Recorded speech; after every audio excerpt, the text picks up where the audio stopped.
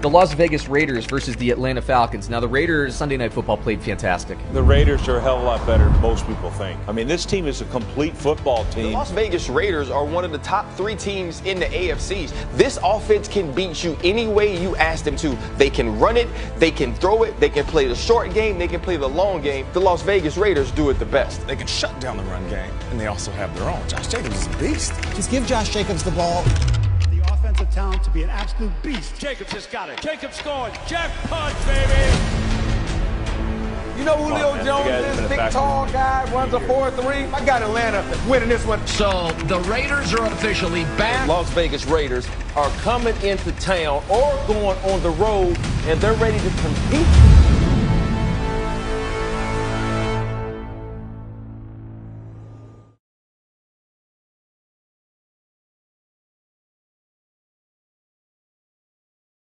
The 3-7 Atlanta Falcons are at home for Week 12, taking on the visiting 6-4 Las Vegas Raiders, who you can argue are the best 6-4 team in the league.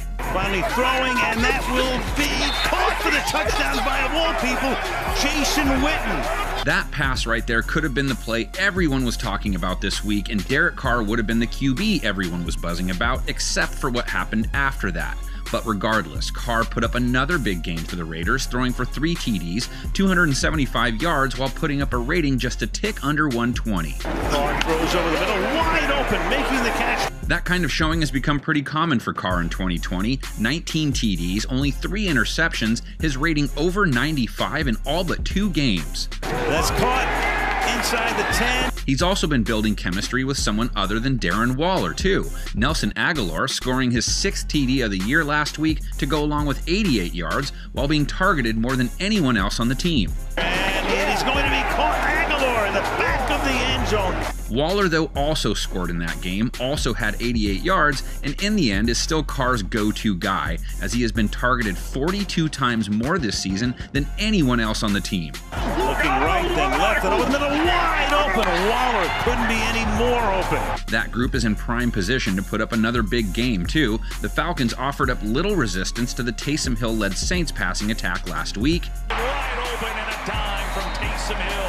And Atlanta's pass defense is now allowing just over 300 yards per game, a rating over 100. Their yards per attempt allowed the 2nd highest in the league. Lofting deep, going down there for Harris. Caught! The Dirty Birds in the end have to rely on their own passing attack to keep them in games, though that didn't happen last week. Down there into coverage, and it's intercepted by Marcus Williams. Matt Ryan didn't throw a single TD and was picked off twice by the Saints. Intercepted, is picked up. Ryan's been all over the board a little bit this year, but when things do click properly, the Falcons can be dangerous. They're still 2nd in the league in passing yards per game, and they still have Calvin Ridley and Julio Jones that defenses have to account for. Ryan throws, and it's caught. And as we saw last week, the Raiders are susceptible to the pass on defense, allowing Patrick Mahomes to drive the field for the game-winning TD pass, all of which was part of a 350-plus yard passing performance. To the end zone, wide open, touchdown. However, that was Mahomes, and the Raiders' overall numbers against the pass are sneaky good on some levels. 9th lowest rating allowed, 9th lowest completion percentage allowed. Fires high, incomplete. Can they keep the Falcons' game off kilter once again? What exactly is a kilter anyway? Why doesn't anyone ever claim to be on kilter? Maybe that can be the new on fleek for 2021, though I don't know what a fleek is either.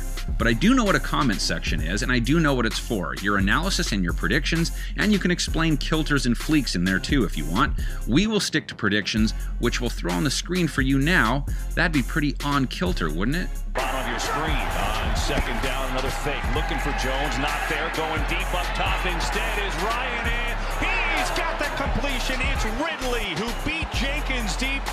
What is it? Stays in there, and he helped lead the way. Does he lead the way here? And to the end zone, touchdown. General Manager Mike Mayock. And Mike, I want to begin with the construction of this roster, specifically to compete with the Chiefs. And after 2 games, what you and head coach John Gruden think about this mission? Yeah, it's kind of interesting, JT. When you look at our AFC West, obviously the defending world champions are in that division. So while you want to make conscientious decisions about building a roster on certain structure, foundation type players, etc., you also have to keep in mind who you're chasing. And in our division, everybody knows it's the Kansas City Chiefs. They're quick, they're explosive on both sides of the line of scrimmage. They have a generational type quarterback. So I think offensively, we've become a pretty good football team. We've surrounded Derek Carr with some weapons. We can run the ball. We can throw it a little bit. Defensively, we have to get better. And I think that's going to be part of our core goal going forward. Derek Carr is in year 3 of the system with John Gruden. And Rich Gannon made the point when he heard the NBC broadcast that Derek really took command of the line of scrimmage with all of the cadences and checkdowns. Can you talk about how he's evolved at the quarterback position? Yeah, Rich is 100% correct, and it is so much fun to watch Derek. And, JT, you know how all the time you hear people say that a quarterback is an extension of his coach? Well, I think that's an overused expression. However, with Derek Carr, it isn't. And I've watched him evolve over the last couple of years. He gets us into plays against looks that I can't believe. John Gruden puts a ton on his plate. John might say, look, here's the base call. But if they're in this, we're going that. If they're in that, we're going this. He gives them 5, 6, 7 different thought process. And all of a sudden, you get out of the huddle, you're 11, 10, 9. And Derek is still surveying, sees the safety come down. He's doing that. Derek is getting us into the play that John Gruden would like us in. And John's a great play caller, and Derek's an extension of that. Let's talk about you personally, the challenges of operating as a GM in a COVID environment. Usually you're on the road, you're seeing everybody in person. You love to go to these bowl games upcoming. What's that been like for you personally and your staff? It's been bizarre, but all 32 teams are dealing with it. I mean, just for example, this morning, I spent 6 hours this morning on the phone with my area scouts. And the reason is I'm behind. I'm behind on my college scouting, and that's because of all the COVID issues that all the general managers in the league are dealing with right now. So I don't get a chance to go on the road. Last year, you know, I spent a couple days at Ohio State, a couple at Alabama, a couple at Georgia, a couple at Clemson. You know, whenever the Raiders were on the road, so was I. I was leaving earlier and getting out there and doing my school visits so I can physically see, touch, and feel these kids and their coaches. So I miss that. That's how I operate. But we also, it's the same thing for all the area scouts. You can't go to practice. You can't meet with coaches. You can't meet with players. You get to go to an isolated group of games. It's a different world we're living in, but our challenge is to do the best we can with it. Mike, I want to stay with that. You're a grinder like Coach Gruden. Are you going to rely on your contacts around college football? You know a lot of big names, coaches, all those years, and your staff is outstanding. So is that ramping up, or what's the calendar look like when it comes to that? Yeah, that's exactly right. And, you know, you try to be respectful of what these college coaches are dealing with. Some of them are on COVID hiatus. Some of them are in the middle of their seasons. It's a different year. So to the extent you can reach out and use your connections, we all do. I think the off season is going to be critical. Once we get into that January time frame, a couple of the college bowl games have already said they're not going to go this year. The Senior Bowl said they are going to go. That's going to be a critical week if we can get the Senior Bowl done. What's going to happen at the Combine? Are we going to have another off season like we did last year where most of it's going to be done virtually? We don't have the answers to any of this. So really, the reality, JT, keep grinding on the tape, keep grinding on all your contacts, and do the best we can with all of it. Mike, good luck in Atlanta. Thanks for joining us. Thanks, man.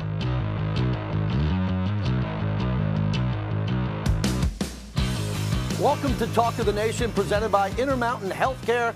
I'm JT. What a big show as we get you ready for the Atlanta Falcons. Famed reporter Jim Gray will join us, and Peter Schrager from NFL Network and Fox Sports.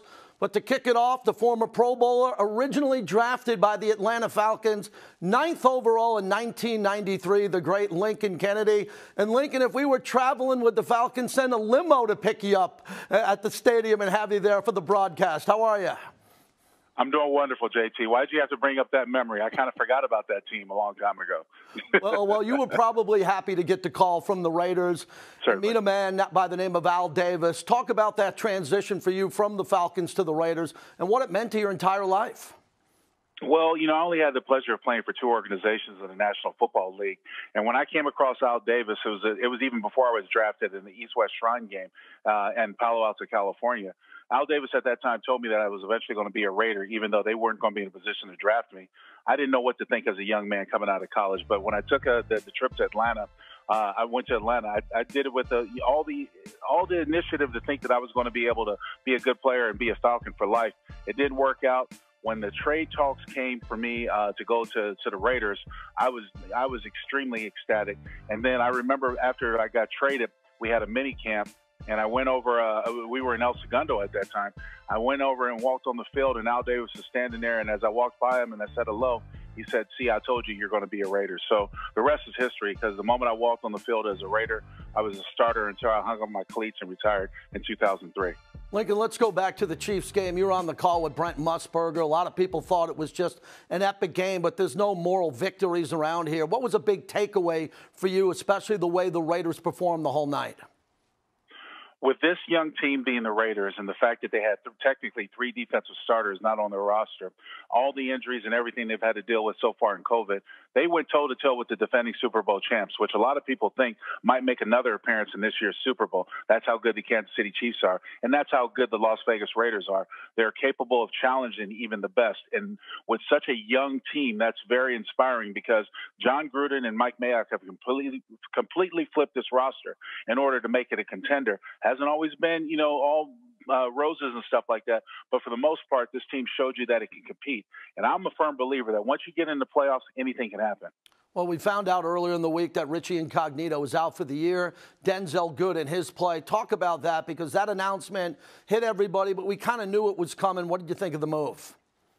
Richie Incognito is one of those guys that every offensive line needs. It's a gritty, just a monster, someone who's going to get in your face, who's going to call you out, who's going to make you do better. I remember back when I played, it was Steven Wisniewski, even with his quiet demeanor, but by Steve's play on the field, he would go after anybody. His responsibility would definitely be taken care of. He didn't miss a game. He didn't miss a beat. He didn't complain. He just did his job. Richie Incognito reminded me a lot of him. And now Denzel Good has picked up the slack, if you will. Denzel has played very well throughout the season. He is a road grader. He is a guy with an attitude. And if you think about it and you watch it, Denzel's play makes Rodney Hudson that much better, makes Gabe Jackson much better, internally makes Colton Miller that much better. This offensive line has gotten progressively better. And there's a pleasant surprise seeing Brandon Parker play the way he has come along, especially over the last couple games. Now this offensive line, which seemed to be sort of a weakness when the deficiency with 2 main starters out, have picked up the slack and they're doing a great job. All right, Lincoln, let's get into the AFC playoff picture. Besides the Chiefs and obviously the Steelers, give me a couple other teams there that the Raiders are hunting down or need to be concerned about. Well, obviously there's the Titans out there, but Miami as well as Indianapolis are 2 teams the Raiders still have to play. And these are going to be critical games because it's going to be for placement. And most notably, those 2 teams that I've talked about, the Colts and the Dolphins, have 2 pretty good defenses. So in the playoff hunt, the Raiders still have got a lot of work to do to position themselves. Obviously, if it started today, they would be in it. And I think if I remember seeing the grid correctly, they would probably open up against the Chiefs. But with that being said, that's not there. There's still a lot of football to be played. The Raiders still got a lot of work to do as they march towards the playoffs. Yeah, Lincoln, I'm happy you said that. No one's looking ahead around here. You're here all the time. And let's get into that, because the Raiders have to go on this business trip. They're coming off the emotional game. Even though they lost it, you would think that would focus the team to get back in the win column here. But it is a business trip. And Matt Ryan's a future Hall of Famer. And he looked good in the first half against New Orleans. The Raiders have their work cut out in this one. No doubt about it. Look, for what it's worth, this offense of the Falcons averages almost 400 yards a game total offense. I think that puts them around 9th in the league ranking. This is going to be a test for the Raiders. There are no easy games in the National Football League. You can ill afford to overlook anyone. And we don't have to look as far as the past recent history. You remember last year how this team lost to Jacksonville, how this team lost to the Jets? They were supposed to be both of those teams. If the Raiders have aspirations of not only getting to the playoffs and going deep in the playoffs, they have to learn how to win those games they're supposed to win, and also challenge the games where people might think they're not going to win. They did it with the Chiefs twice. They won one of those games. They can't afford to lose to the Falcons or the Jets in coming weeks, and most notably, the division is going to be tough. Mark my words, JT, it's probably going to come down to that last game in Denver, and that Denver Bronco team is going to challenge this Raider team because they know if everything's at stake, and more importantly, it's a divisional foe. NFL Pro Bowl voting is underway. Give me a Lincoln Kennedy under-the-radar Raider pick. Denzel Good. I mean, you can't ask a player to step in a position, basically come out of nowhere. He started out in Carolina. He played tackle, and then he followed it up playing tackle the next week. I mean, this is a guy who's listed as a guard. Yes, he played tackle in college, but you talk about the job that he's done in lieu of whether it's Trent Brown or Richie Incognito. You look at the job. I think he deserves consideration for the Pro Bowl. I know I'm an offensive lineman, but if you watch his film, this is a road grader that's thrown people around. Go back and watch that Cleveland film and watch how many blocks he gets. He has guys on their backs and torquing people out of the way. He's done a great job. I think he should be consideration for the Pro Bowl. Thanks, Lincoln. When we come back, legendary sports reporter Jim Gray when we continue on Talk of the Nation. This has been brought to you by Allegiant, the official airline of the Las Vegas Raiders. Low fares, nonstop flights. Book now, only at Allegiant.com. Cox, proud partner of the Las Vegas Raiders. Intermountain Healthcare, helping people live the healthiest lives possible. Presented by San Manuel Casino, official Southern California casino of Allegiant Stadium. Welcome back to Talk of the Nation. Legendary sports reporter and author of Talking to Goats, Jim Gray joins us. And Jim, great to see you again. And following Sunday night, that Chiefs-Raiders rivalry sure looks like it's back. It sure does. Unfortunately, the Raiders came up on a short end, had an opportunity there. And, you know, what Patrick Mahomes did, it just looked so easy right there at the end. He's a spectacular player. But, you know, the Raiders are obviously, they beat the Chiefs out in Kansas City, had an opportunity here. And Al Davis used to say it all the time. And now it rings really true. The greatness of the Raiders is in its future. Jim, you have a tremendous and close relationship with the Davis family, the late Mr. Davis, Mrs. Davis today, and Mark Davis. How did that come about, and how did they get built up to this level? Because they think so much of you, and you go back a long way with everyone. Well, I met Al when I was covering the team upon his moving from Oakland to Los Angeles originally, and when they came out here, and I was at his trial a couple of days when he was fighting the NFL in that lawsuit to be able to move to Los Angeles. And then when I came out here full-time in 1983, I went back over to the Raiders facility to cover his team as a freelance reporter for ESPN and reintroduce myself. And he said, you don't have to do that. I know who you are and I know what you said. And I kind of looked at him and he said, you're always welcome here. And that just led to me being able to go to Raiders practices and learn from Al, and then becoming part of the group that he would confide in. And you know, he was so wise, and he gave me so much information and so much knowledge about the game of football, about life. And he was a very, very loyal, dedicated friend, and just led to my close relationship with him and Mrs. Davis, and being able to sit up in his box during the games, and being able to ask him questions, and just, you know, it's been one of the great joys of my life to have been able to see up close and personal all things Raiders, and to have been such a dear friend with Al, and now Mark. How about Mark now providing the Raider Nation for a home field advantage in the future here in Las Vegas, and what this means over the decades to finally have a place they can call home? It's great. I mean, I look at Mark with just, you know, so proud of him. What he's been able to accomplish with the hand that he was dealt, having that just constant fight, JT, to, you know, try and procure a place to play, and now figuring out how to get this big, beautiful stadium in Las Vegas. And he did it all. He obviously had some help with the state of Nevada, the city of Las Vegas, Sheldon Adelson. But what Mark was able to procure, Al took, you know, 3 or 4 decades trying to find a great place, and he'd be so proud of Mark. And I know his mother is, and that's why it was so great to see that symbol of Mrs. Carol Davis light the torch for Al in the new stadium in the first game. Jim, you can't tell the history of pro football without Tom Flores. Can you talk about Coach and what he means? This is his Hall of Fame year. Everyone around here, the entire Raider Nation, is waiting for that great news. Well, it looks like it's, you know, you don't want to jinx it, but he's at that point now where he's going to get that phone call, I'm sure, hoping, from David Baker and from Canton. And it's been a long time in coming. He won 2 Super Bowls. He's one of the great coaches in the history of the game. Obviously, he was a pioneer and a ground-breaking coach, having played in a Super Bowl and won a Super Bowl, having been in a Super Bowl as a player and winning, then having coached 2 and 1. And then, obviously to be the first Hispanic head coach in the National Football League, and to be the great man that he was, a great leader of people and a greater human being. I remember being around Tom when he coached, and how he treated people and how he treated the players, and how great he was for Al Davis, and to have won those 2 Super Bowls, and what it means to the organization to this day. I don't know that there's an organization in pro sports that values the tradition and the history, particularly in professional football, as much as the Raiders do. There are other organizations, the Yankees, that have that tremendous pride. And there are, obviously other great organizations in pro football and baseball and basketball. But it means so much. And Coach Flores epitomizes that. He's emblematic of the history of the Raiders, along with John Madden, and along with, all of the great players who are in the Hall of Fame. So let's just hope that everything goes well, that call comes on Super Bowl weekend, and that Tom Flores goes into Canton next year. And hopefully Cliff Branch, who was very important to the organization as well, Mark's best friend, a great player who stretched the field.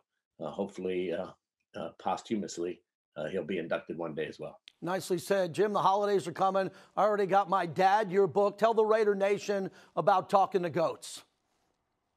Well, it's just a compilation. I've been in broadcasting for 43 years. And so much has happened, JT, throughout the course of those 43 years, that it just felt that it was time to put them all down on paper. Stedman Graham is a dear friend of mine. He has written 12 books, his latest one on identity leadership. And he would always tell me 2 things. Jim Gray, they're paying you to talk. Just keep talking and get all these stories down on paper. So I took his advice because he's written so many books. And obviously he lives with Oprah Winfrey for the past 3 or 4 decades. They know a lot about books. So I did it. And I'm very happy. Greg Bishop of Sports Illustrated wrote it with me. He did a terrific job. He organized these tens of thousands of events and interviews and got them all down. And so, it just spans my broadcasting career, from my first interview that I ever did at 18 years of age with Muhammad Ali to his last interview that he did on television, a decade on the radio with Tom Brady, Mike Tyson being in the ring with a man who bit off another man's ear, and all the things that have happened, the malice at the palace, the decision with LeBron, one of the first interviews that not only Kobe Bryant did his first and last interviews in Laker uniforms, one of the first interviews that was ever recorded that became very famous with Tiger Woods. When I grow up, I want to win all the majors and beat all the pros, when he was 9 years old. So there's just been a lot that's happened, JT. Interviewed the last 9 United States presidents, Mikhail Gorbachev, the first man on the moon, the last man on the moon. So it's all there. It's all right in there, and Talking to Goats. So I can't talk for the hours that it took to do this. It took 3 years to do it, JT. So that's just a little taste of it. Thanks so much, Jim. It's always a pleasure talking to you. Coming up next, Peter Schrager, NFL insider, joins us next on Talk of the Nation. Brought to you by Modelo, setting the gold standard for authentic Mexican beer since 1925. Modelo, brewed for those with a fighting. So, what should we do today?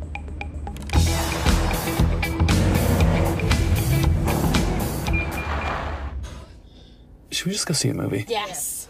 Go rogue in the all-new fiercely reimagined Nissan Rogue. Fighting spirit.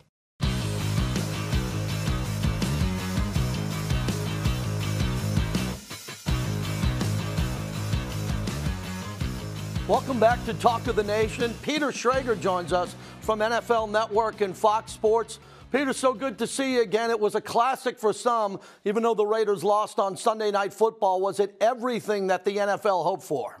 Yeah, look, the ratings just came out, and I believe it was the most viewed game of the season already. And I think, there's no moral victories, but gosh, the Raiders really looked good. And if you were questioning Derek Carr going into this game, I think you have to think about yourself a little bit, because Derek Carr was awesome. I got a Max Crosby jersey on right now. I'm not supposed to root for any teams. I love the legends, Montana and Moss and Largent. but this guy was unbelievable. And going through what the defense did, JT, this past week, to even put up an effort and be able to get that team off the field at some points, gosh, I mean, Gruden said after the game he was proud of the team. I think he was really proud of what this team went through last week and still put together that effort. Well, you know John Gruden and Mike Mayock, and they're building a foundation. Do you like what they see with roster development and the culture? Yeah, look, absolutely. Again, you lose that game, but you come away thinking, okay, we've got a great young defensive core with, obviously Crosby, but then Arnett looked good in moments yet last week. And of course, Abram, we know, is a leader. I just think to have 8 key players out of the building, not able to practice, and then to be able to be told, hey, Sunday, you're all going to be on the field. 3 of you won't, but some of you will. And then go stop Patrick Mahomes. That's a tall task. And I think that defense held their own. And then the offense, we can talk for days. I think there's just talent coming from every position. Well, let's talk about the running game in this modern era. Peter, we come into every game wondering what Gruden's going to do. He can run it and pound it for over 200 yards, but you just talked about Carr's performance where they could go 4 wide and throw it all the time. What about this running game setting up the pass? Yeah, look, when you play Cleveland in that weather and it's hideous out and it's like, Josh Jacobs, we need you to run the ball 30 times. We got to keep their team off the field and we're going to grind it out and get a win. He can do that. Against Kansas City, you're not going to be able to necessarily just rely on 30 carries. You have to go blow for blow with them. They're going to throw the ball over the yard. You need to be able to pass the ball. I think Carr went head-to-head with Mahomes. The final pass was an interception. That's fine. That if I'm the Chiefs right now, the one team I don't want to face, or the one offense I don't want to face, is not the one in Pittsburgh. It's not the one that's in Tennessee or even Indianapolis. It's the Raiders. The Raiders give the Chiefs defense fits. That's twice now. And if they play a third time, I don't know how that thing ends up.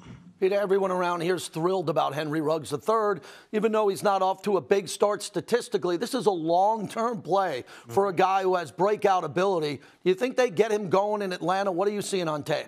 Right, it was quiet the first half because the first time they played, he absolutely terrorized the Chiefs. So you're thinking, all right, this is the Ruggs game again. And then the game starts, and it's like Aguilar, Renfro, okay, let's go Darren Waller, and you're just waiting for Ruggs to get going. The mere threat of Henry is such a dynamic that the Raiders had not had in the past. But gosh, Aguilar had a drop that I think a lot of fans are going to be lamenting over, and a lot of Eagles fans are like, "Yep, that's the Nelson Aguilar."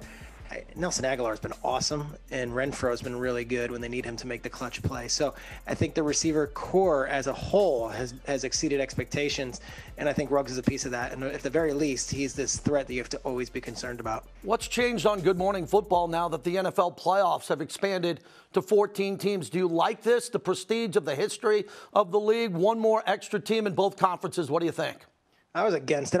I'm one of those guys, and I think you might be with me on this. And we're not old school. We're not traditionalists, but like, why change what's not broken? And to me, the 2-bye system was cool. You rewarded 2 different teams, and that divisional round week is always just awesome football, Saturday and Sunday. But now that we're in this 1-bye thing, like, I think the number 1 seed is so important, and it makes it all the more important this year because home field advantage might not be playing such a big role. So the bye week is so fascinating. So this chase for the 1 seed is something we've never dealt with before. Now, do I love it?